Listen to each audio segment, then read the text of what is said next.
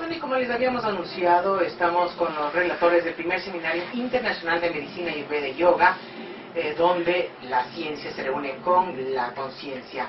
Estamos con el profesor Vaidya Mauricio León, que es médico ayurveda del International Himalayan Ayurvedic Institute en India, donde realizó la tesis en yoga terapéutica. Bueno, no sé si la realizó ahí, pero es en el Yoga Institute de Charitable Trust, reconocido y acreditado como médico Vaidya por el Ministry of External Affairs en India y el Ministerio de Relaciones Exteriores del Gobierno de Colombia y Chile en India. Completó su estudio en naturopatía y masaje terapéutico en el Holistic Yoga Ashrama en Katmandú, Nepal, y en Varanasi con el Dr. Pitambar Mishra, PhD de la BHU, Universidad de Benares. Hizo un postítulo en salud holística y psicosomática en la Corporación Universitaria Uniciencia de Colombia.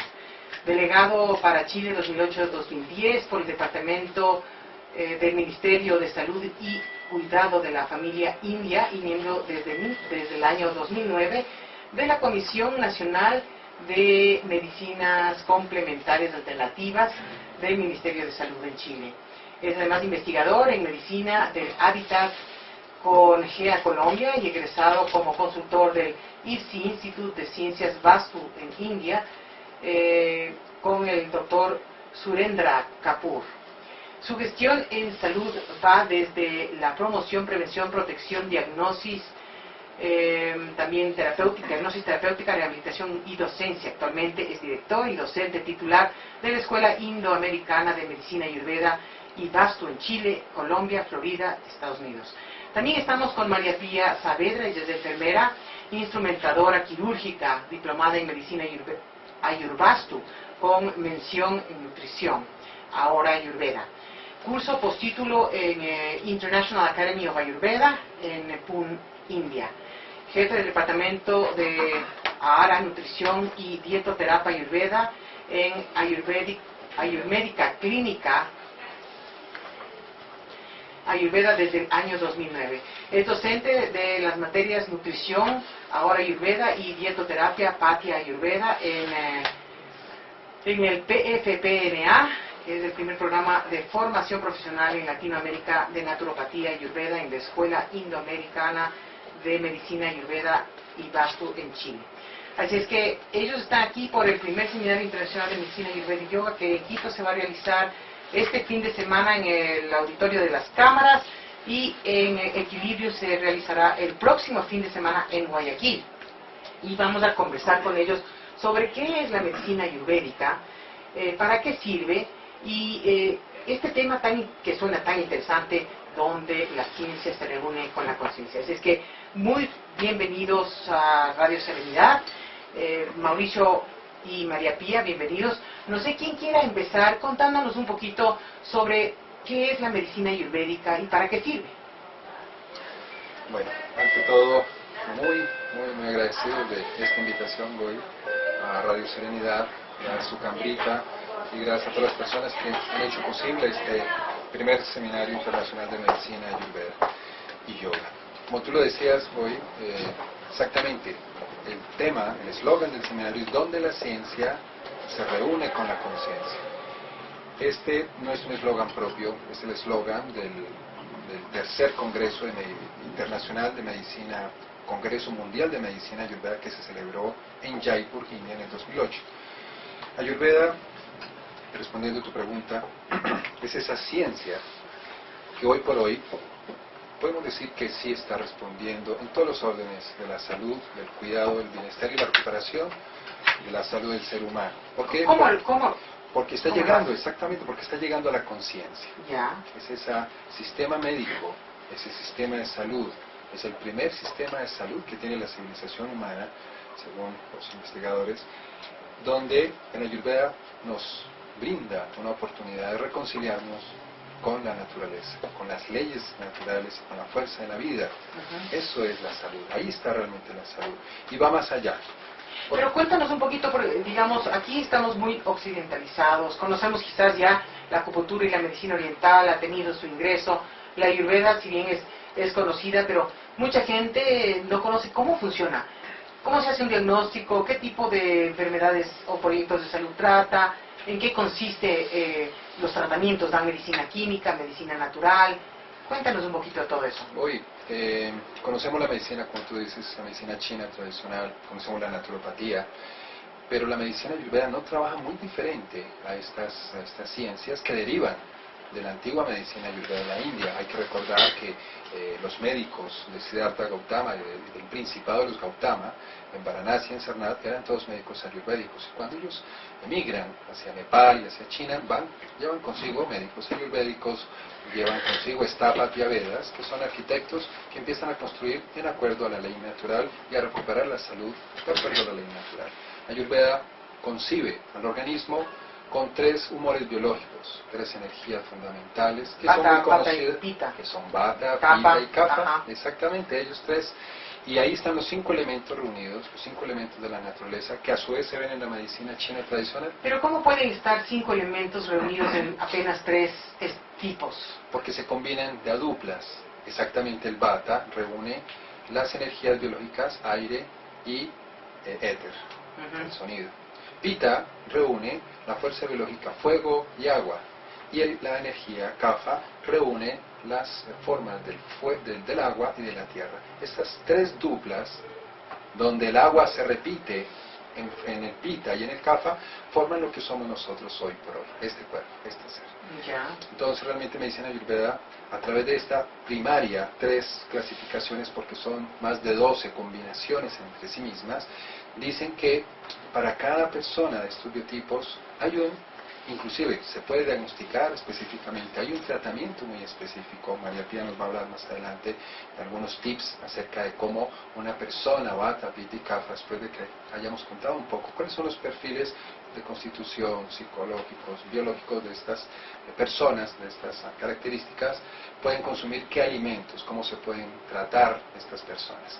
Pero básicamente Ayurveda es esa ciencia que nos lleva a tener una mejor conciencia del aire, del fuego, del sol, un sol bellísimo que hay hoy, donde tenemos que también, algunas personas, donde la energía biológica Pitta, por ejemplo, prima, tener algunos cuidados, estar tomando un poco más de agua y no estar muy expuestos al sol, porque si tenemos fuego interior, el sol está hoy muy radiante, con mucha fuerza, nos puede alterar, tal vez nos dé un poco de más de calor, y empezamos a tener algunos desequilibrios. Por ejemplo, Ayurveda nos enseña eso básicamente. Mientras tú me estás hablando de esto, se me viene a mente el caso de las personas en los desiertos de Arabia, que teniendo un calor increíble, creo que toman té caliente. Pero tú me estabas mencionando algo así como que contrarresta, si hace calor hay que enfriar adentro o algo por el estilo. ¿Cómo se entendería eso? Básicamente, la civilización humana ha tomado dos paradigmas en cuanto a la salud y cómo restablecerla. Una es lo que se conoce, o el Dr. Hahnemann dio a conocer como el paradigma de lo similar cura lo similar. Pero, en su contraparte, en Oriente se maneja también la teoría de los opuestos que se complementan. Entonces, evidentemente, tú vas a contrarrestar un temperamento fuego con algo frío, ¿no? La noche con el día, la luz con la oscuridad. Y esa es la teoría de los atributos, de los gunas, que se trabaja tanto en medicina china tradicional como en medicina tradicional ayurveda. Pero como te decía, por contraparte, se pueden también hacer con una perfecta conciencia de las teorías, contrarrestar algunos estados con lo similar. Entonces, en Colombia, por ejemplo, en Colombia toman café caliente cuando está haciendo mucho calor, ¿no? Entonces, esas 2 teorías se pueden ver, son 2 maneras de proceder, 2 maneras de hacer chikitsa o tratamiento en medicina interna. Son 2 maneras. Ahora, ¿hay manera de detectar a la persona, como en el caso de la medicina oriental, los 5 elementos tiene una manera de detectar los elementos principales dentro de una persona? ¿Hay un procedimiento a través de preguntas, de diagnósticos que les llevan a detectar si una persona es Kapha, Vata o Pitta? Evidentemente, cuando una persona llega a nuestra consulta, lo primero que hay que conocer, analizar por varias técnicas diagnósticas es su naturaleza, su constitución, ¿no? Lo que se llama la prakriti. Eso es lo principal.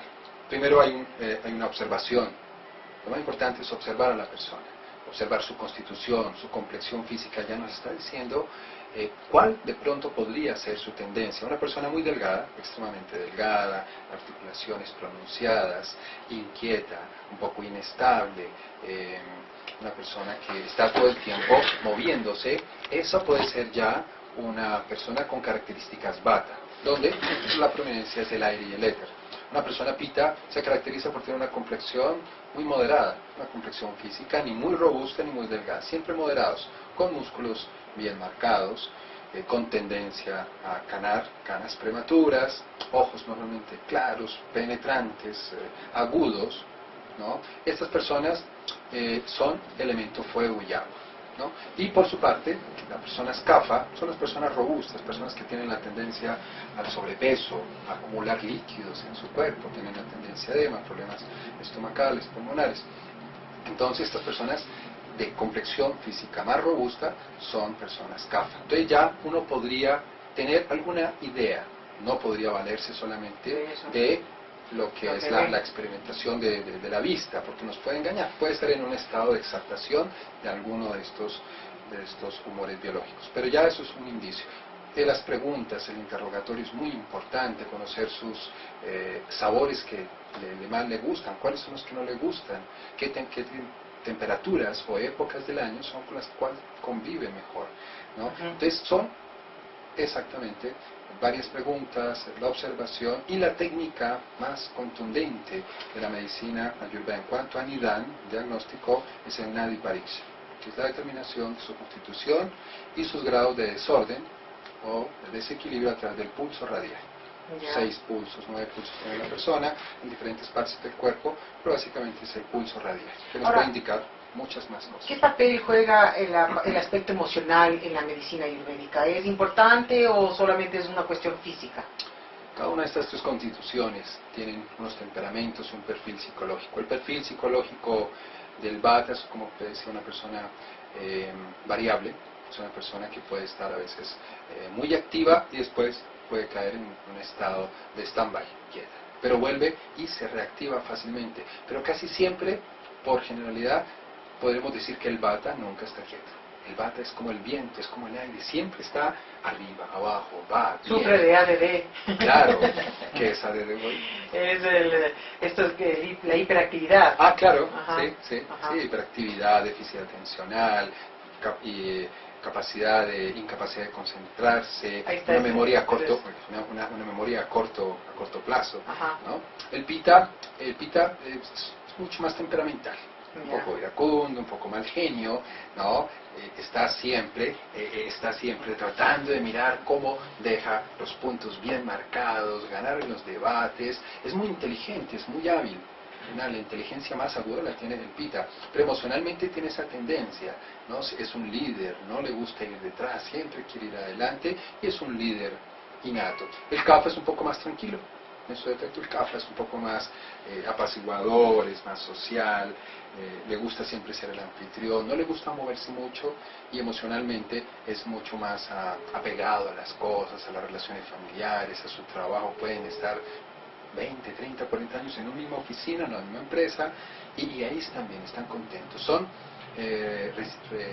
Difícilmente se adaptan a los cambios. Esos son los perfiles psicológicos en cuanto a los humores biológicos. Ahora, ¿has encontrado casos de que, por ejemplo, un Kapha, una persona de constitución Kapha, sea de personalidad Pitta o...? Claro, porque ahí es donde hablamos de que Vata, Pitta, Kapha son las tres energías puras, pero ellas se combinan entre sí, entonces hay un Vata Pitta, pero hay entonces, un Vata Kapha. ¿qué es lo que más encuentras en la gente? ¿La mezcla o hay mucho de purificación? Es decir, muchos que son específicamente lo uno o el otro estilo. Mira, Boy, la verdad es que hoy por hoy, después de recorrer varios países y estar haciendo una investigación en esto, las doshas mixtas son las más comunes. Entonces los Vata Pitta son muy comunes, los Pitta Kapha también son muy comunes. Al sur del continente, al sur de Sudamérica, hay mucho Kapha y mucho Pitta Kapha.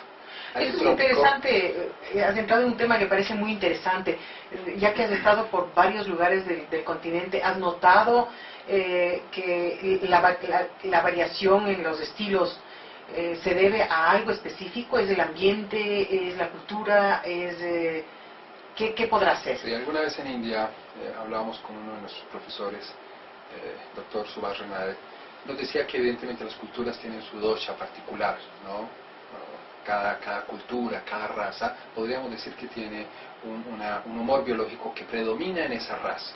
Podríamos decir que los chinos, los indios son muy batas pitas, son inteligentes, son móviles, ¿no? Pero nosotros en Sudamérica tenemos una mezcla de pita kafas, ¿no? En el trópico se da mucho el kafa, ¿no? Y se exalta fácilmente el kafa porque el calor agobia y siente la persona la necesidad de estar tomando normalmente líquidos y líquidos fríos, ¿no? Esta temperatura del agua que me estás dando es la ideal, es un agua al clima, temperatura del clima en ese momento. Pero cometemos los errores de tomar agua muy helada, y eso afecta a los riñones. Claro, afecta a los riñones, el sistema gástrico, se pasma la digestión, muchas veces hemos comido después, eso va a hablar un poco más de aquí más adelante, y eso hace que el kapha se empiece a exaltar y empecemos a tomar peso aceleradamente, y esa dosha kapha se empiece a engrosar mucho más a nivel general de la sociedad de la salud pública. Entonces podríamos decir que las doshas mixtas son las más comunes, pero esta es una teoría muy importante para ver los perfiles ecológicos de acuerdo a los doshas, a los biotipos. Pero hay una teoría, un paradigma muy lindo de la cosmovisión ayurvédica, que es los tres caracteres, las tres naturalezas del cosmos, que son tamas, que es la inercia, la letargia completa, la ignorancia; raja, que es la naturaleza apasionada, la naturaleza voraz, la versatilidad, la agilidad, la pasión en general. Y los vata, esos son los rayos. Y los sattva es la naturaleza más en bondad, la naturaleza más equilibrada, el equilibrio perfecto, el amor y la comprensión, la estabilidad total. A ese sattva deberíamos llegar todos, los vata, los pita y los kapha. Pero los vata, los pita y los kapha, o las doshas que son mixtas, tienen momentos del día en que están en sattva. Muy a veces en la mañana nos levantamos, hacemos una meditación, venimos de una clase de yoga y estamos en una modalidad sattva, bondad, amorosos. Nos llevamos bien con todo el mundo.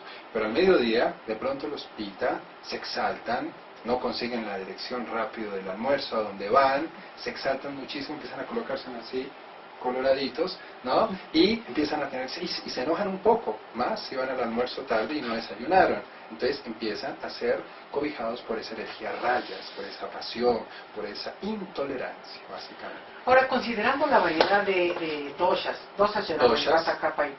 y gunas, que son los tres características de la naturaleza. Considerando la variedad que hay, ¿se podría decir que una persona como la que acabas de describir, que en un momento está bien y después se pone exaltada o se pone así, eso refleja un desequilibrio en su organismo o simplemente es algo natural? Venimos hablando con su cambrito en el auto y definitivamente la meta del ser humano es el equilibrio. Sukha quiere decir felicidad, contento, santosha es un sinónimo de santosha, contento. Esa es la meta del ser humano. En su defecto vamos a estar en el equilibrio, vamos a estar a veces en sukha y a veces en dukkha o dukkhi, que es infelicidad, agobiados. Ayurveda te da las herramientas para estar en equilibrio y no estar en esa ambivalencia. ¿Pero qué es el equilibrio? ¿Qué es el equilibrio? La felicidad total. Pero si tú tienes esta variedad de gunas y doshas que reflejan una forma diferente de ser, esto quiere decir que el punto de equilibrio no es uno para toda la humanidad, sino que puede ser diferente para las diferentes constituciones que existen. El punto de equilibrio podríamos decir que es único, respetando obviamente la naturaleza y respetando el humor biológico. No le podemos pedir a una persona kapha que su punto de equilibrio sea el punto de vata, ¿no? Porque kapha, por ejemplo, necesita movimiento. En su contrario, el punto de equilibrio para vata es la estabilidad. Pita necesita moderación. Entonces, en esos paradigmas, en esas líneas a donde debe llegar cada uno de los doshas, cada uno de nosotros, debemos encontrarnos siempre en perfecta armonía y perfecta felicidad, que es la meta de la Ayurveda. Pero esa no es la realidad del mundo, digamos. No es la realidad del mundo, pero es la propuesta de Ayurveda para esa realidad del mundo. Ahora, ¿cómo se logra eso? ¿Cómo se logra ese equilibrio a través de la Ayurveda? Desde el Ministerio de Salud, tanto de India como hoy por hoy de Chile en la comisión, hemos llegado a la conclusión que la medicina menos practicada y la que más se necesita hoy por hoy a nivel global es la medicina preventiva.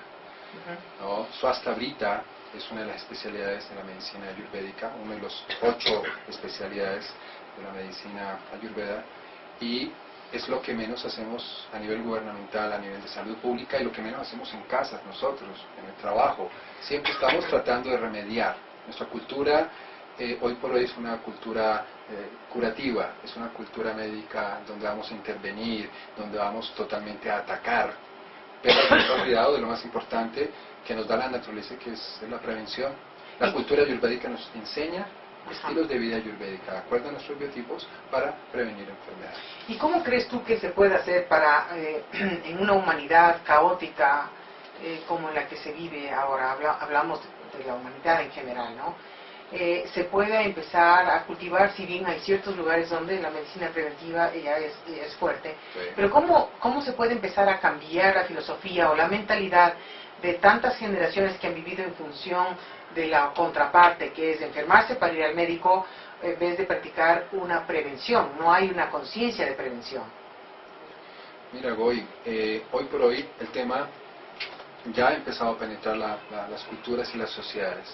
Hace 20 años era muy difícil encontrar un restaurante vegetariano en Quito. Yo estuve en el año 91 por primera vez aquí en Quito, y era difícil.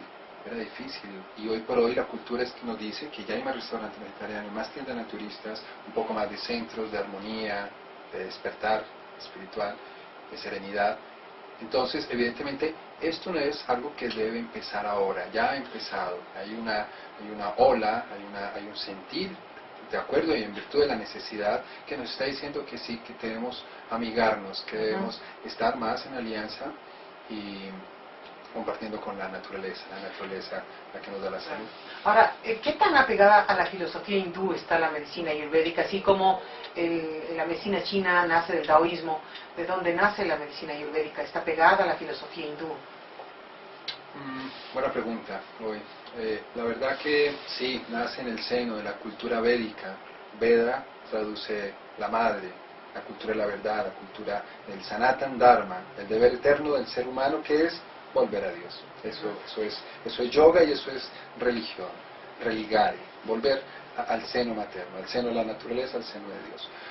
Podemos decir que sí, Ayurveda nace intrínsecamente en una sociedad, una cultura perfecta, antiguamente, de lo cual tratamos hoy por hoy de revivir ese legado, de ponerlo en práctica, esa investigación, acoplarlo a los tiempos modernos, pero esto ya empezó hace mucho tiempo. La cultura védica, aunque maneja evidentemente los paradigmas de la cultura védica, de lo que podríamos mal conocer hoy como hinduismo, es una cultura de salud, una cultura médica aceptada por judíos, por islámicos, por musulmanes, por cristianos, por católicos, por cualquier cultura religiosa, cualquier cultura y cualquier sociedad hoy por hoy. Tanto que en Colombia, en el 2007, el Congreso de la República falló un proyecto que habíamos estado trabajando desde el 2001, que era el reconocimiento de la medicina tradicional ayurveda, junto con la medicina tradicional china, naturopatía o homeopatía. Y lo reconoció en el 2007. El gobierno de Chile, el Ministerio de Salud, reconoció la acupuntura, reconoció la terapia floral, el quiromasaje, reconoció la homeopatía y la medicina naturopática. Dime una cosita, porque 2005. yo no entiendo mucho la función de los gobiernos, así es que, ¿de qué sirve que un gobierno reconozca algo que realmente, primero, es más valioso que un gobierno? Claro, evidentemente, sí, la pregunta está bien formulada, Goy. Lo que pasa es que, aunque desde una perspectiva nosotros no necesitamos reconocimiento, regulación, la madre naturaleza se encarga de eso, es una perspectiva. Hoy por hoy los gobiernos tienen una responsabilidad para con los ciudadanos, y es velar por su salud, es una responsabilidad gubernamental. Y en esa responsabilidad nos damos cuenta que la medicina oficial, alopática, la medicina moderna, bioquímica, no ha dado las respuestas suficientes, ni tampoco nos ha dado bienestar total. Entonces el apoyo del gobierno es para que esto sea más masivo. Evidentemente los gobiernos hoy por hoy están facilitando las cosas para que estas culturas médicas foráneas, por decirlo así, entren y ayuden, complementando el bienestar de la salud de la sociedad. No sé si el proceso evolutivo, has estudiado en términos del proceso evolutivo de los seres humanos de los últimos 500 años quizás, el proceso de la relación de la salud con el desarrollo de la conciencia. ¿Hay alguna relación que se pueda facilitar a través de la medicina ayurvédica en el desarrollo de la conciencia de los seres humanos? Una pregunta bastante profunda. Voy. Los Vedas nos dicen que la civilización humana va en un proceso involutivo, lamentablemente involutivo. O sea, sabemos que no estamos en Kali Yuga, ¿estamos entrando en un Kali Yuga o estamos saliendo del Kali Yuga? Mira, particularmente hace 5.000 años empezó Kali Yuga, nos quedan 427.000 años para que se termine esta era, desde la cosmovisión védica. En estos 5.000 años, hace unos pocos años, menos de 500 años tal vez, empezamos en una edad de oro, de estos 427.000 años, una edad de oro de renacimiento. Esto a partir de la aparición de un avatar dorado, que es Sri Chaitanya Mahaprabhu en Bengala Occidental, que hace una revolución espiritual importante en todo el planeta. Hoy por hoy el yoga, por hoy el mantra, yoga, meditación, relajación, todos estos temas se han dado a partir de esa aparición, de esa fuerza cósmica que se genera en el seno de todas las culturas, que es la cultura védica, hoy por hoy en la India. Entonces podríamos decir que dentro de este caos, dentro de esta insatisfacción, dentro de la depresión, dentro de la tendencia suicida, dentro de la angustia, de la ansiedad, del estrés, estamos encontrando en ese momento una fuerza propicia para empezar a reconocernos, a aceptarnos, para empezar a mirar que realmente nuestra salud, los responsables de nuestra salud no son los naturópatas, no son los quiroprácticos, no son los médicos, somos nosotros mismos. Nosotros hacemos de agentes compañeros terapéuticos, Así es. pero sí, evidentemente, hay un renacer importante hoy por hoy en este caos que vivimos. Y quizás en esto ya puede entrar María Pía, porque creo que una parte fundamental que nosotros no hemos crecido, al menos yo creo que en las culturas latinas, pero yo creo que en gran parte del mundo occidental, no tenemos una tradición de considerar la nutrición como una fuente de salud. Entonces, sí quisiera que, como parte de este proceso, María Pía nos indique o nos haga entender un poquito más qué papel juega la nutrición en la salud de los seres humanos. Bueno, Ahí estás bien. sí, la nutrición es fundamental, porque nosotros, ahara significa nutrir, ¿ya? Y nosotros los seres humanos no solamente nos alimentamos para nuestro cuerpo físico, también nos alimentamos para la mente y nuestras emociones, o sea, nuestro cuerpo sutil. Explícame un poquito ¿Sí? eso, porque la mayor parte de gente dice, ¿cómo que hay alimentos para nutrir el espíritu? ¿O cómo que hay alimentos para nutrir la mente y las emociones? Explícanos un poco y qué alimentos serían, porque claro, esta es una sorpresa para la mayor parte de gente. Claro, en el fondo es un sistema de vida, tal como nosotros hablamos de los gunas. En los alimentos también tenemos alimentos sádvicos, alimentos rayásicos y alimentos tamásicos, que nos ayudan también a mantener nuestra mente más lúcida, un poco más clara, y eso influye en los alimentos. Por ejemplo, alimentos sádvicos serían los cereales, serían las frutas, los vegetales, los alimentos orgánicos que se cultivan en la tierra, la leche de la vaca, ¿cierto? Entonces, los frutos secos en general, esos se podrían considerar alimentos sádvicos. Y, por ejemplo, dentro de los frutos secos, en la medida que esos frutos se encuentren a mayor altura en nuestra tierra, son más sádvicos porque tienen más elemento aire y éter, ¿ya? Entonces, por eso que es importante para nuestra mente, nuestra forma de comportarnos, nos ayuda los alimentos sádvicos. Los rayásicos nos mantienen más alterados, que son alimentos como por ejemplo la cebolla, el ajo, los más picantes, como por ejemplo los condimentos, la pimienta. es decir, todo lo que sea, lo que nos exalte un poco más. Y nosotros tenemos una tendencia en esta vida occidental a tener una vida muy agitada. Entonces, si nosotros comemos muchos alimentos rayásicos, entonces aumentamos ese comportamiento rayásico de estrés, de enojarse con el vecino, de manejar y manejar alterado, molestarse porque la luz roja nos detuvo mucho tiempo, tener poca tolerancia.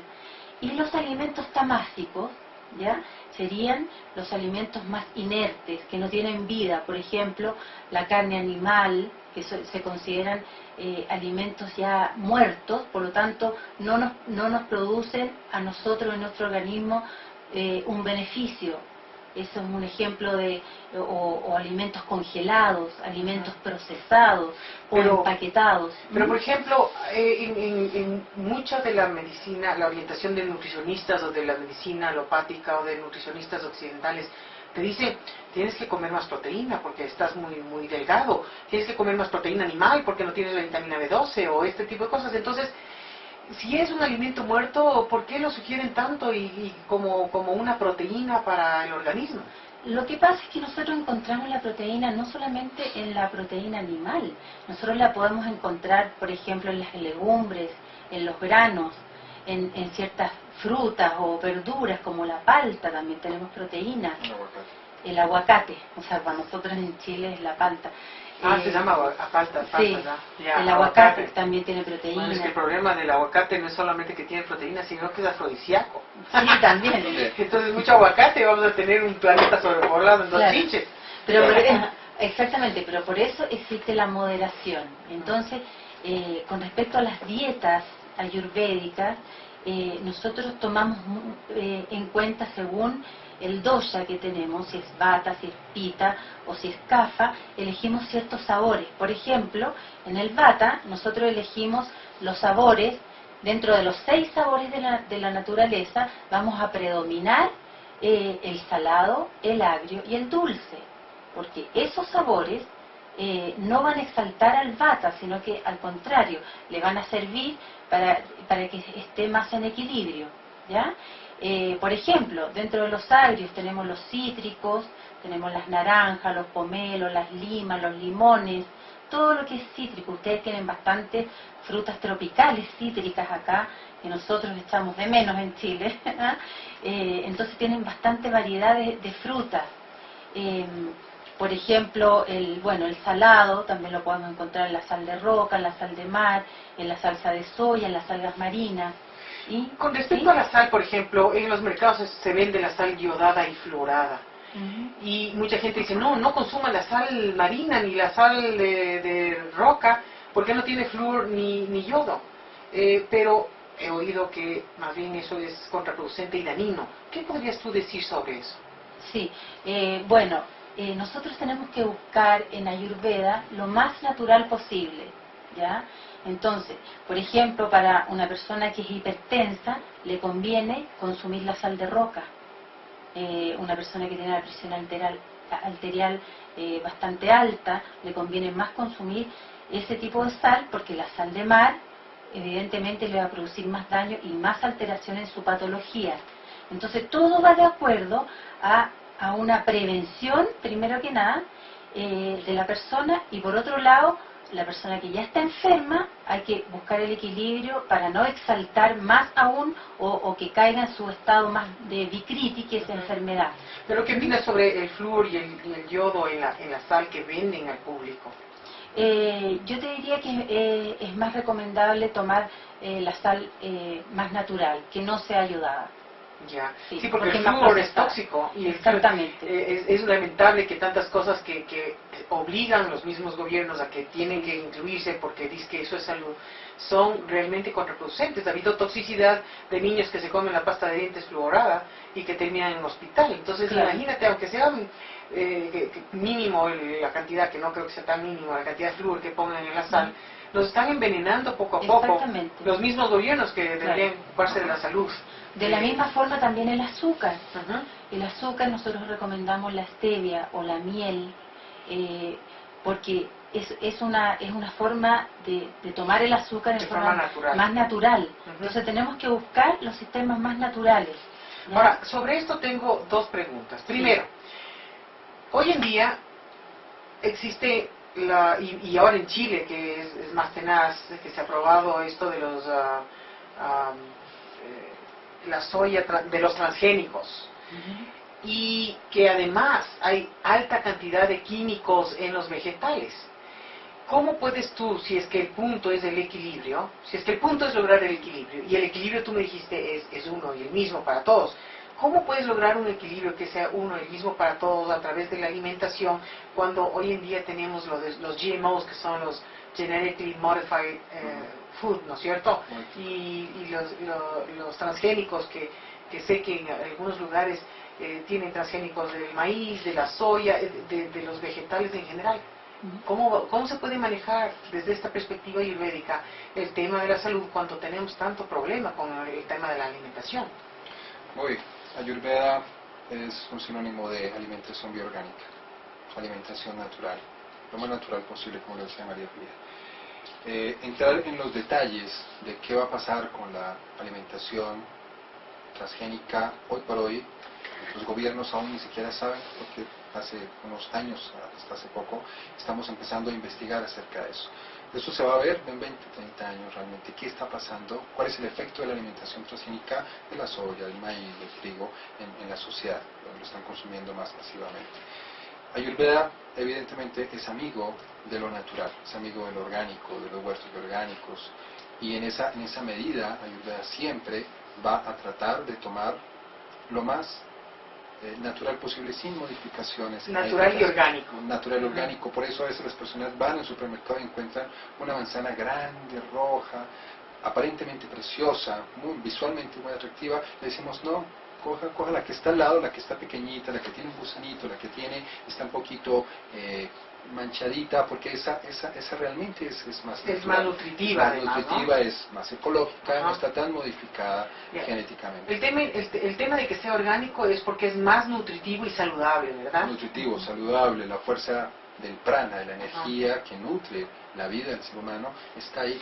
Evidentemente las otras son manzanas que han recibido sol, que han nacido de un proceso aparentemente natural, pero han sido ya modificadas, y realmente el sabor, por ejemplo, hoy por hoy de una manzana modificada genéticamente, que en Chile están muy avanzados en la tecnología, en la ciencia de la modificación genética de los alimentos como país exportador, es grandioso, sacan unos colores de manzanas, duraznos, que pueden durar 3, 4, 5 meses y no les pasa nada, no cambian de color, son más grandes, pero el sabor, el jugo, la contextura, la carnosidad es otra.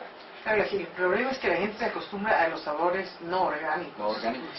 Y ese cuando comen, por ejemplo, el cambio de huevos de gallo y gallina a huevos industriales, o huevos de gallinas despesadas, como les llamo yo. La gente tiene mucha dificultad porque está acostumbrada a un huevo que tiene sabor a pescado y que no se da cuenta porque les dan balanceado de pescado a las gallinas. Entonces el huevo tiene un ligero sabor a pescado, la gente no se da cuenta porque ya se ha adaptado. Y el rato que prueba un huevo de gallo y gallina, entonces el sabor es completamente diferente y la gente lo rechaza. Pero si la gente supiera la importancia que tiene ese cambio, pues entonces simplemente es otra adaptación que tendría que hacer. Yo quiero volver a una pregunta que hice hace un ratito.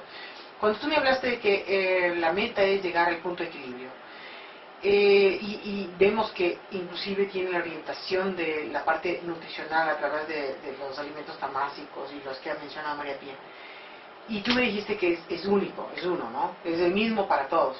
¿Cuál sería ese, cómo cualquier persona de cualquier dosha, guna, o lo que sea, puede llegar a ese estado de equilibrio en donde todo es lo mismo?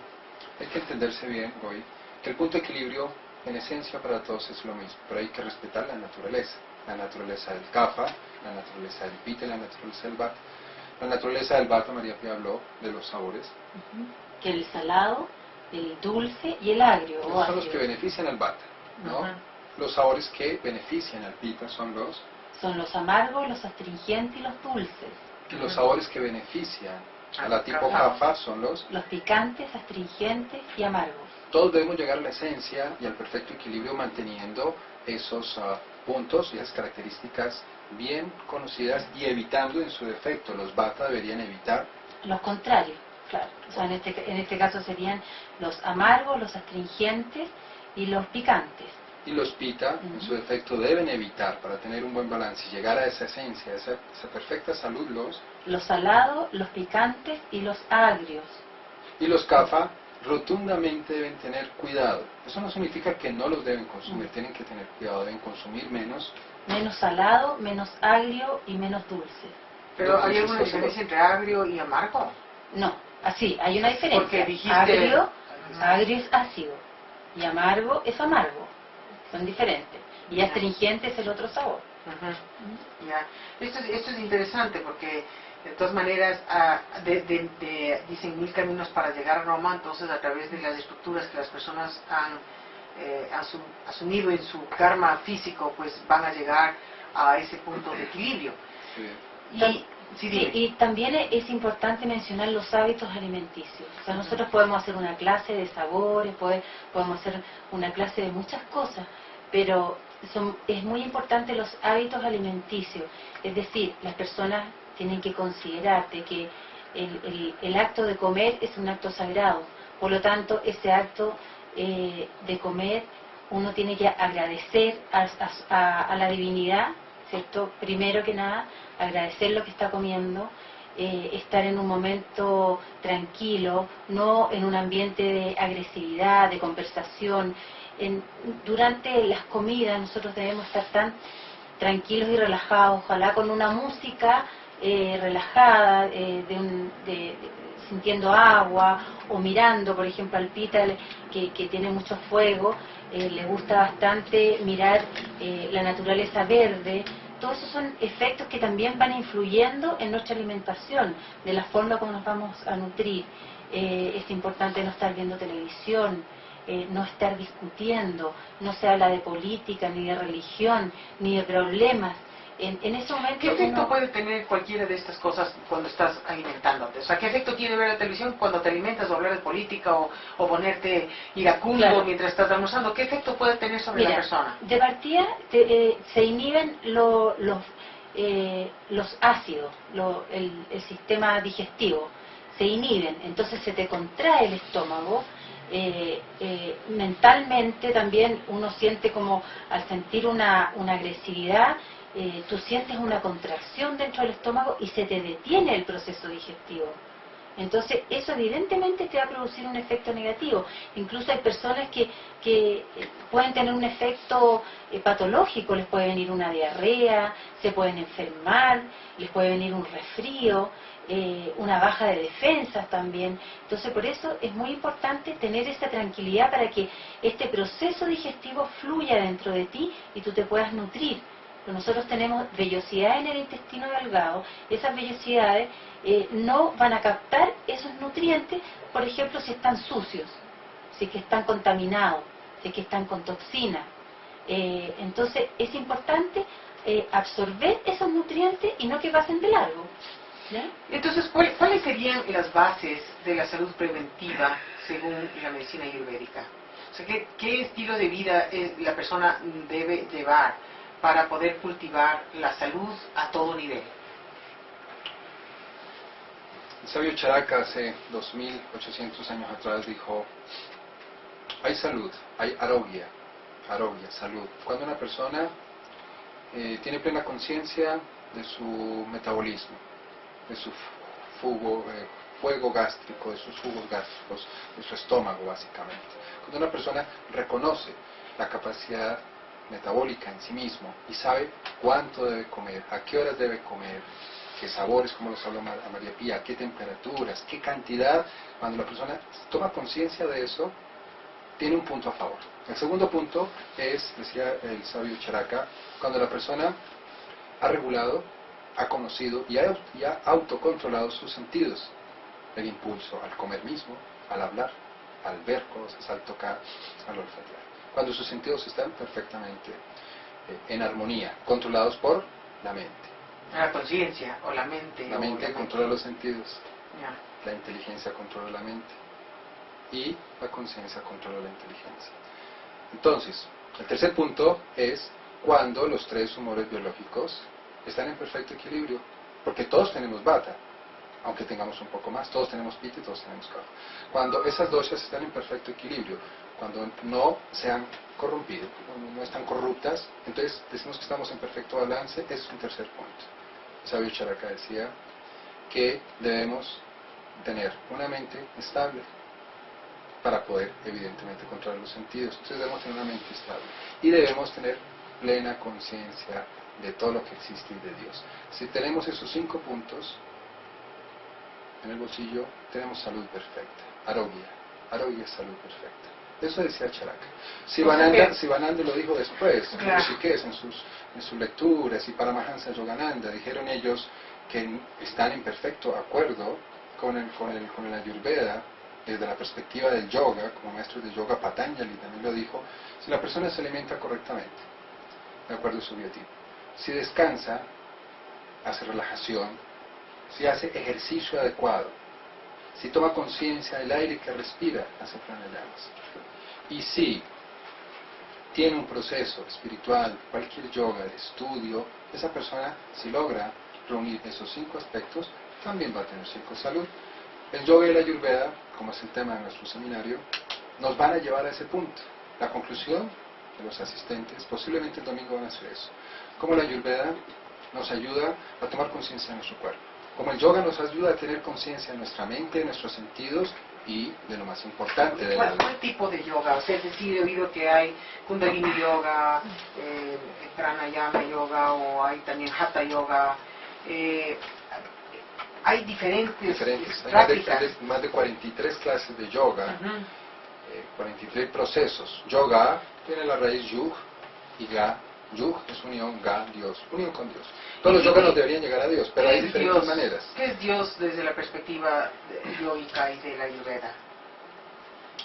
Soporte, el bien queriente, es la fuente. ¿Es una energía? ¿Es un ser barbón como lo ven los católicos? ¿Qué es Dios? Desde la perspectiva Vedanta y Samkhya, desde la perspectiva Vedanta, Dios tiene 3 aspectos a considerar. Lo podemos ver de 3 maneras. La perspectiva Bhagavan, que es Dios como una persona. La perspectiva Brahman, que es la parte impersonal. Y la perspectiva Paramatma, que es Dios dentro de nuestro corazón. Uh-huh. Esas son las 3 concepciones de Dios para la Ayurveda y para Y el Krishna, yoga. digamos, Krishna Es Bhagavan, la parte ya, personal. porque de son Dios. politeístas, ¿no? Es decir, creen en varias deidades.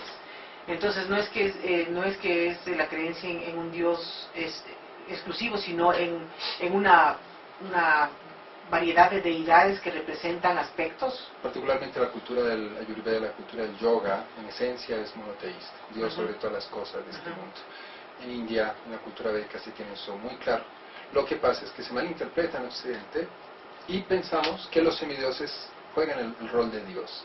Y en ese punto, desde ese punto de vista mirado, ¿sí?, la cultura india es politeísta, pero en India se tiene muy claro de que hay un monoteísmo reinante y Dios es la fuente y principio y fin de todas las cosas. Y tiene, obviamente, energías o deidades subalternas, que son todos los semidioses, en los cuales representaciones de diferentes energías, diferentes mandatos o encargos, que es donde la cultura occidental entra un poco en la confusión, pero es evidentemente una cultura totalmente moniteísta, casi en generalidad. Entonces has hablado de que una persona, para que tenga una vida saludable, una vida plena, una vida... ¿En qué parte juega el papel, por ejemplo, la realización personal? Yo no sé, a través de sus labores, sus tareas laborales o su forma de vida. Ayurveda nos presenta los purushartas. Los purushartas son los 4 objetivos de la vida. Los 4 objetivos son el artha, que es evidentemente el desarrollo económico, el desarrollo en todas las áreas de la vida, profesional, el desarrollo familiar, artha. El kama es el disfrutar, el buen disfrute de las comodidades que nos da el planeta y de sus mismas incomodidades. Es la actitud ante, evidentemente, poder disfrutar de este sol o poder disfrutar de esta tarde de una lluvia torrencial. Uh-huh. Kama, el disfrute, kama. Está el dharma, que es el deber prescrito para todos los seres humanos. Tú te estás desarrollando desde la perspectiva tal vez comunicacional, con serenidad, con la radio, estás haciendo tu apostolado, estás siendo feliz, porque se te ve que disfrutas de esto palpablemente. Tal vez ese es tu Dharma. Pueden haber otros. En esencia todos tenemos un Dharma, una manera de cómo nosotros somos felices, ¿no? A lo que vinimos a este mundo. Dharma. Y está el moksha, que es la liberación. La liberación es el cuarto objetivo de la meta de la vida humana desde la perspectiva ayurveda. Es la liberación del ego, la liberación de todos los conceptos y unirnos con Dios. Ahora, yoga nos une también en esas perspectivas con Dios. Ya que estás hablando de la ayurveda y yoga, que deben tener una fuente muy común ¿no? Quiero hacerte dos preguntas puntuales. La una es sobre la sexualidad en el ser humano, y la otra, o sea, por ejemplo, el Tantra Yoga, que obviamente hay en el mundo occidental, con lo que pasó con Osho y todo este desarrollo de la sexualidad que terminó en actos violentos de abuso, y tanta otra cosa que obviamente en el mundo occidental se ha malinterpretado porque no tiene una cultura desde la niñez sobre esto. Pero, ¿qué papel juega la sexualidad? Porque vemos muchos retratos eróticos de Shakti, Shiva, de los actos sexuales, del Kama Sutra, y ¿de qué manera se relaciona eso con el moksha? ¿Me entiendes? De la sexualidad, ¿de qué manera se relaciona con el moksha? ¿Cómo podemos aprender a entender la sexualidad y qué es la energía kundalini? Perfecto. Kama, dos preguntas, sí, tal vez tres preguntas, casi cuatro, no te preocupes. Pero para que les vayas uniendo en una. Perfecto. Kama definitivamente es el es donde se acuestan. Kama particularmente es donde nos acostamos desde una perspectiva occidental a disfrutar del sueño, relajarnos, recuperar la energía. Kama es uno de los purusharthas, es uno de los objetivos de la Ayurveda. Entonces, en eso, la Ayurveda y las ciencias védicas nos dan, evidentemente, entre varios libros, el Kama Sutra. El Kama Sutra es un libro tergiversado aquí en Occidente, es un libro lindo donde hay 64 artes que deben aprender las personas para complacer a su pareja. Y eso es no solamente la parte sexual o la parte erótica, la parte de cómo tú encantas a tu pareja, es una de esas 64 partes. La otra es cocinar platillos suntuosos, ricos, de acuerdo a tu dosha, cómo cantar, cómo hacer música. El Kama Sutra es el tratado, sutra es el pensamiento, los tratados de cómo tú puedes disfrutar de cocinar, de pintar, de hacer jardinería, de masajear a tu pareja, de tener un contacto sexual productivo en términos energéticos. Una pista para que conozcamos la vida sexual del Vata es supremamente errática, es una vida supremamente inestable, ¿no? Tiene bastante fuerza, es una fuerza casi que incontrolable.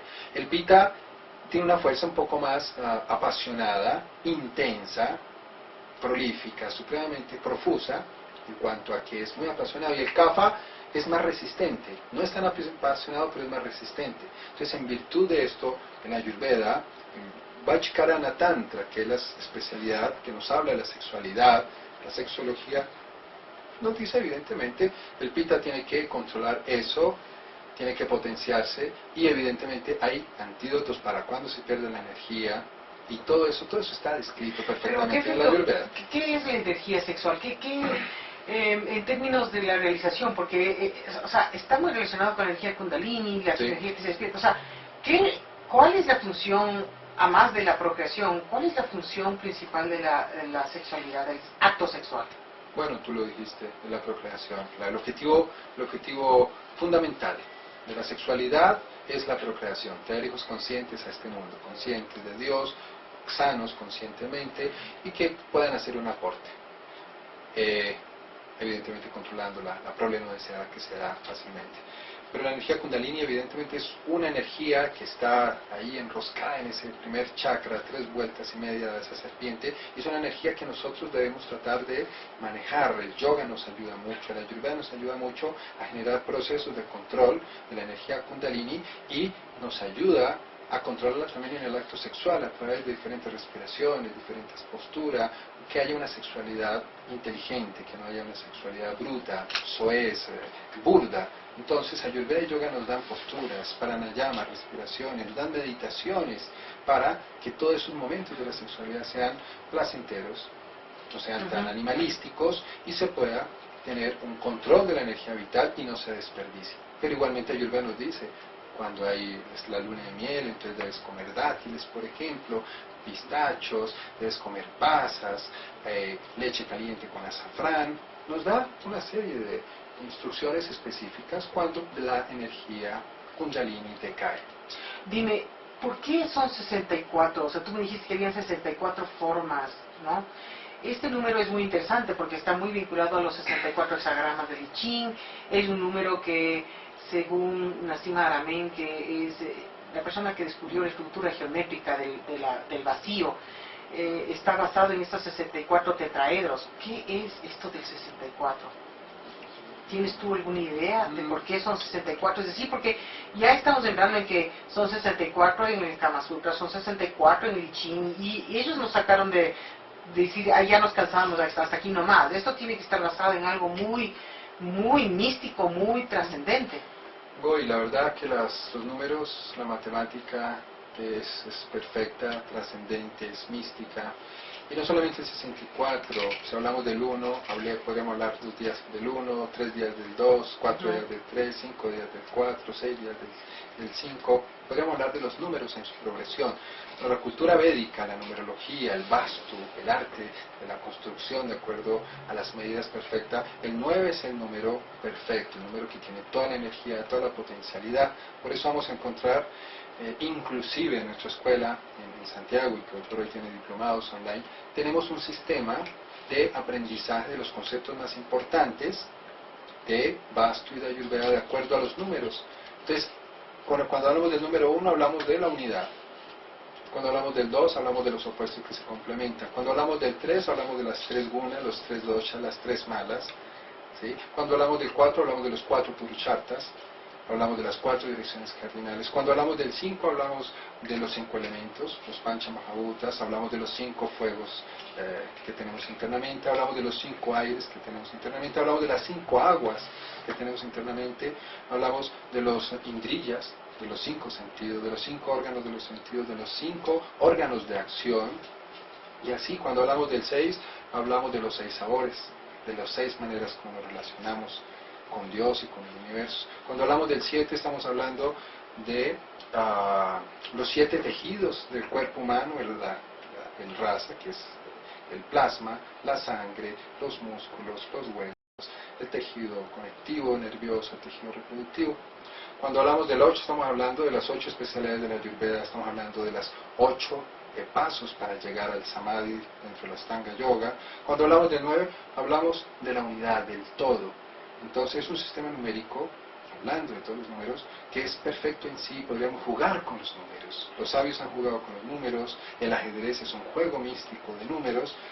Entonces, la verdad que el 64 es solamente una bella expresión de esa magia de los 64 trigramas o triagramas de I Ching, y evidentemente 64 posibles direcciones desde el centro hacia cualquier parte del universo. Claro, esto es muy interesante porque justamente si ya se van uniendo las diferentes expresiones, que hay mucho misticismo y mucha comprensión y espiritualidad del origen, de la esencia, de Dios, pues me parece muy interesante. Cuando hablaste del 64 yo pensé obviamente en Chin, que mi rama es la medicina oriental. Pero tiene un significado, te va a responder, como dicen en Chile, a la vena. Exactamente. Sabemos ya, por antecedentes lo hicimos inicialmente, la medicina china tradicional deriva de la medicina ayurveda. La medicina china, en una conferencia que tenemos en estos días y en el seminario, hay un documento que habla de visión sintetizada de las tradiciones médicas. En esa conferencia, en ese documento, es un artículo público, decimos cómo la medicina china es magnífica en cuanto a la fitoterapia, la mística misma de lo que es la acupuntura, los 364 meridianos, puntos que parten de los 108 marmas principales que dan los vaidyas ayurvédicos antiguos. Y la medicina china ha dado respuestas a la salud pública global de una manera impresionante. Pero esos 8 ramas, esos ocho puntos direccionales que los vemos en el Feng Shui, ¿no? los ocho puntos, los 8 diagramas principales, están direccionados hacia afuera. El Feng Shui, el taoísmo, todo lo que es la cultura médica tradicional china, se basa sobre el número 8 y está expandiendo su sabiduría en todas las direcciones de estos rayos. Pero de perspectiva ayurveda consideramos que a la medicina china tradicional le hace falta el aporte de la medicina ayurveda, que es la ciencia donde se reúne con la conciencia, la ciencia más preciada de todos, que es la espiritualidad. La espiritualidad ferviente por Dios como persona, de Dios con una conexión yógica puntual que nos genere felicidad. Ayurveda entrega eso, Sukha Amrit, nos entrega el néctar de la verdadera felicidad. Por eso Ayurveda presenta el 9 como un número perfecto, medicina china como el 8, es un número perfecto. Es una interesante. Interesante. Ahora digo, ¿qué van a hacer en el seminario? ¿De qué se trata ese seminario? Hoy el primer seminario internacional de medicina ayurveda y yoga trata de generar un espacio distensionado, un espacio rico, ameno, donde podamos expresar la medicina ayurveda tradicional, la mística, la espiritual, pero la medicina ayurveda científica. El Ministerio de Salud de la India tiene un departamento que es el Ayush. Ayush considera en la India, este departamento, 6 medicinas integrativas, 6 medicinas que hacen la medicina integrativa hoy por hoy al servicio de la salud pública de la gente en India, más de 1.600 millones de habitantes. Son Ayurveda, Yoga, Naturopatía, Medicina Unani, que es la medicina árabe, Siddha, Medicina Siddha y Yoga, Ayurveda, Naturopatía, Unani, Medicina Siddha del sur de la India, escapaba.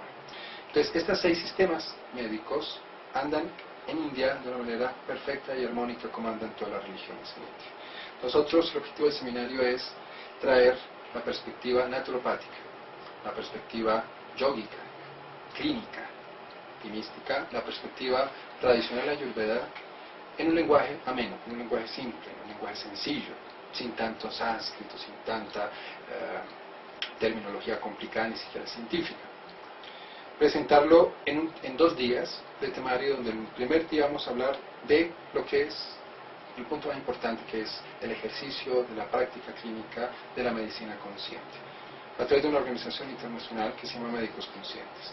Hoy vamos a hablar de la visión sintetizada de las tradiciones médicas, cómo vemos a la medicina bioquímica moderna con sus grandes avances en diagnóstico, en urgencia, cuidados intensivos, en todos sus grandes aportes a la salud pública del mundo. Pero también vamos a hablar de las falencias, de la cual nosotros somos testigos, todos nosotros, nuestras familias, que no han podido responder a las preguntas y a los desórdenes más fundamentales de hoy por hoy: la ansiedad, el trastorno alimenticio, el trastorno de concentración, metabólico, diabetes, cáncer, SIDA mismo. Entonces vamos a hablar de eso. Después vamos a tener el punto de entrada y de partida de la comprensión ayurvédica, que son los principios y fundamentos básicos, las claves de la ayurveda. Después de tener eso, vamos a ir con el diagnóstico. ¿Cómo podemos identificar vatas? ¿Cómo podemos identificar pitas o capas o mixtos? Inclusive, entonces a través de los ojos, a través de la cara, a través de las uñas, a través de mi voz, a través de cómo camino, de mi complexión, de lo que me gusta, de lo que no me gusta.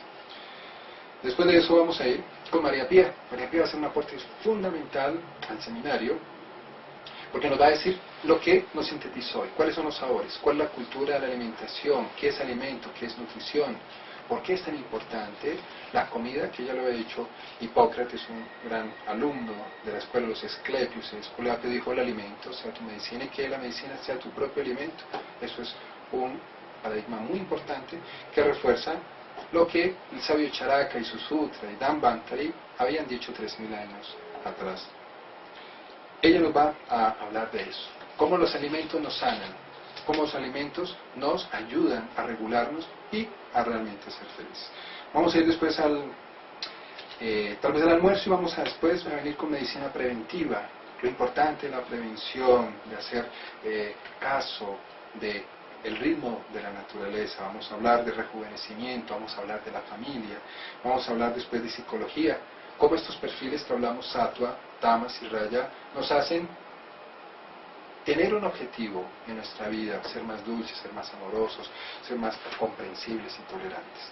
Entonces vamos a ir ya al otro día, que vamos a hacer un recuento el domingo de todos los temas vistos, y empezamos con remedios caseros, con fitoterapia ayurvédica, con los elementos que conseguimos en nuestra misma alacena, en nuestra misma cocina, hablar de por qué la pimienta negra, por qué las pimientas, el jengibre, el curry, que es el curry, que la cúrcuma, que la mostaza, como toda esta botica de la abuela, que muchas veces la llamamos así.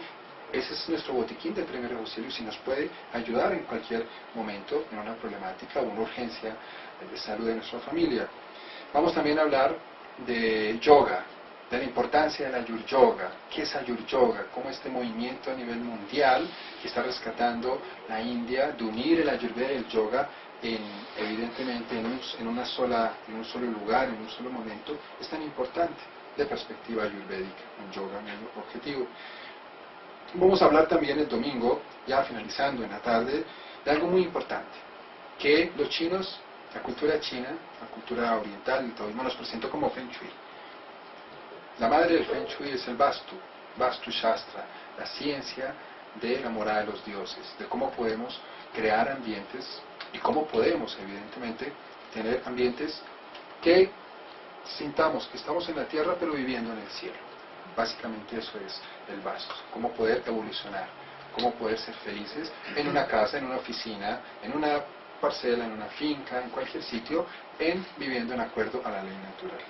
Vamos a hablar básicamente de eso en el seminario, que es el primer seminario internacional de medicina ayurveda y yoga para Ecuador, que es una réplica del primer congreso de medicina internacional de ayurveda y yoga que se hizo en Chile, tuvo una réplica en Bogotá y en Orlando, Florida, el año pasado.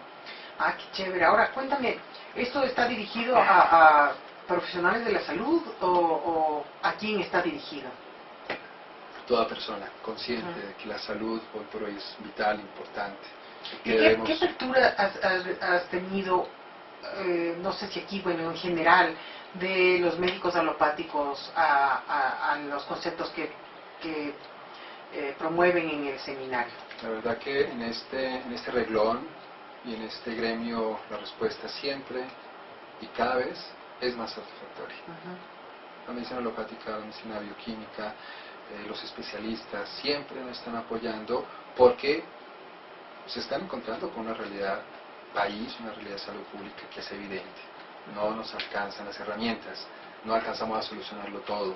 Y hoy por hoy no estamos hablando de alternatividad, no estamos hablando de complementar, estamos hablando de integrar medicina bioquímica, alopática, medicina naturopática, medicina ayurveda, medicina china, medicina homeopática, integrar todo esto en lo que se conoce como el movimiento, el último movimiento de medicinas, que es medicina integrativa o cultural, intercultural. ¿Cómo puede ser la gente para inscribirse?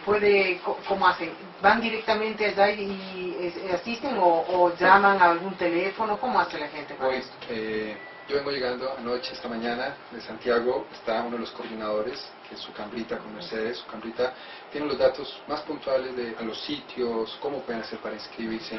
Y yo sé que si no hay cupo, nos sentamos en el piso y todos vamos a entrar en el sitio y van a poder venir todas las personas que quieran. Va a ser muy lindo compartir 2 días de salud y de felicidad. Y esto va a ser este fin de semana en Quito y el próximo fin de semana en Guayaquil. Los datos. A ver, Beat, por favor, si nos das la información. Bueno, el edificio de las cámaras tiene capacidad para más de 100 personas. Creo que no va a haber problema de que va a faltar espacio. El seminario comienza a las 9 de la mañana, termina a las 4 de la tarde, los 2 días. Simplemente pueden llegar y pagar la entrada cuando llegan, o podrían hacer el depósito en una cuenta, pero lo más fácil sería que llegan y pagan cuando llegan simplemente. Ya, entonces, pero tendrían que estar ahí antes de... ¿Va a haber alguien desde las 8 de la mañana? Claro, nosotros estamos ahí desde las 7 de la mañana. Ya, para la gente que quiera llegar y que quiera asistir. Exacto. Que es un aporte tan importante lo que están haciendo. Entonces, ¿pueden ir un día y no el otro o es el paquete completo? ¿Cómo es la movida? Pues la verdad que es recomendable que tomen los 2 días, pero tenemos casos que solo pueden ir el sábado, por ejemplo. Entonces estamos abiertos a hablar, podemos negociar también. Es un asunto del corazón que queremos que lo más posible de personas puede tener acceso a ese maravilloso conocimiento que realmente está todavía en los pañales aquí en Ecuador. Y cuéntame, ¿a dónde pueden llamar para más información? ¿Con quién se pueden conectar? ¿Cuáles son los teléfonos a los que pueden llamar las personas que estén interesadas? Pueden llamar al teléfono 098-642476 o al 086-016152 para más información. También tenemos el blogspot donde está toda la información, que es un nombre muy largo que... Entonces mejor da los teléfonos otra vez. Ya, otra vez los teléfonos 098-642476 o 086-016152. Ya, y eso es para, o sea, para las personas que organizan estos en Quito o en Guayaquil. Exactamente. También hoy en la noche hay una charla gratuita en el Instituto Superior de Naturopatía, en el Esculapio, que se encuentra en la esquina de Shiri y Siriococa, donde la gente que no está seguro podría tomar un sabor anticipado de lo que se trata ese seminario maravilloso del fin de semana.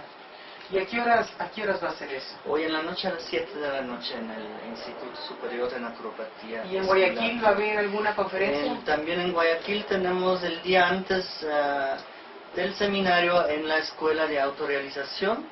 A las 7 de la noche también tenemos una charla gratuita como para darles una idea a las personas cuál es el tesoro que pueden tener acceso a través de ese seminario. Chévere. Y entonces, para cualquiera de los dos eventos, Quito o Guayaquil, que llamen a los celulares que diste, ¿no? Si necesitan información, que llamen a los seminarios. También con gusto les podemos mandar por correo electrónico toda la información. Si nos pueden mandarnos incluso un mensaje pidiendo información o nos llaman por teléfono, con gusto les mandamos por correo electrónico toda la información del evento.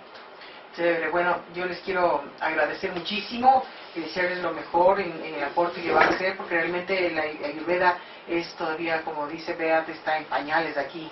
Y yo creo que el aporte que hace la medicina ayurvédica, entendiendo todo lo que tú has compartido ahora, es realmente fundamental y maravilloso. Y esperamos que muchos de los oyentes, si es que pueden todos, tengan al menos la inquietud para irse, porque nos estamos viendo de Quito y de Guayaquil y de otras partes del Ecuador y de otras partes del planeta, que de todas maneras va a ser muy importante que empiecen a descubrir lo que la Ayurveda ofrece.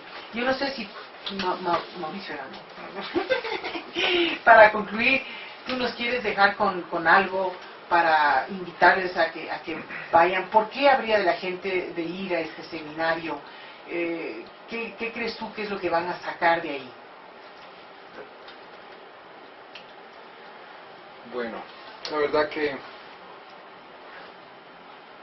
el seminario se van a entregar varias cosas. Hay que ir con un corazón abierto, hay que ir con todas las ganas de aprovechar al máximo. No se van a llevar más ni menos de lo que les corresponde a cada uno. Pero sí, los que no pueden ir al seminario, quisiera que anotaran en este momento 4 palabras que conforman lo que podremos decir hoy es el top de la medicina más sutil. La Organización Mundial de la Salud ha hecho y ha dicho tangiblemente: la medicina del futuro se basará en el sonido, en el color y en el aroma. Nosotros estamos completamente seguros. Los Vedas hace más de 5.000 años nos dijeron la manera más sutil, más elevada de alcanzar la felicidad y la salud. No importa si la perspectiva es Ayurveda, los Vedas son eternos, son el legado para la humanidad, y ellos nos dicen para una cultura, un país o un ciudadano específico. Es el sonido. Arogya es la palabra que traduce salud.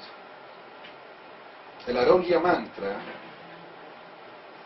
tiene 4 palabras: Om Namo Bhagavate Vasudevaya. ¿Qué es Vasudevaya? Vasudevaya Dios, Ah, ya. Padre de Dios, la energía poderosa. Ya. Om Namo Bhagavate Vasudevaya. Con ese mantra es la sanación del sonido. La sanación a través del sonido. Va a tocar nuestro corazón, nos va a hacer felices. Y va a empezar a revertir, a eliminar y a generar buena salud en nuestra vida. Om Namo Bhagavate Vasudevaya. Om Namo Bhagavate Vasudevaya.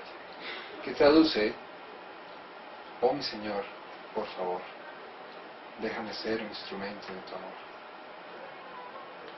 Gracias, Goy, por esta oportunidad de compartir las enseñanzas de mis maestros. Muy agradecido. Bueno, muchas gracias porque realmente ha sido maravilloso. Esperamos que en otras oportunidades puedas venir a compartir más enseñanzas, y realmente esperamos que haya mucha gente interesada en asistir a este seminario. Y nuevamente para Quito esto va a ser este fin de semana, 23 y 24, y para Guayaquil va a ser el 30 y el 31 en el edificio Equilibrio, ¿no es cierto? Entonces las personas interesadas ya saben dónde pueden comunicarse, y esperamos que vayan abriendo el camino para que cada vez haya más gente sintonizada con este tipo de medicina, que realmente es la que tiene que tomar fuerza hoy en día. Así es que muchas gracias. Nosotros dame un segundito, vamos a continuar aquí con la música y vamos a despedir el programa para que los oyentes sigan con la programación regular de Radio Serenidad.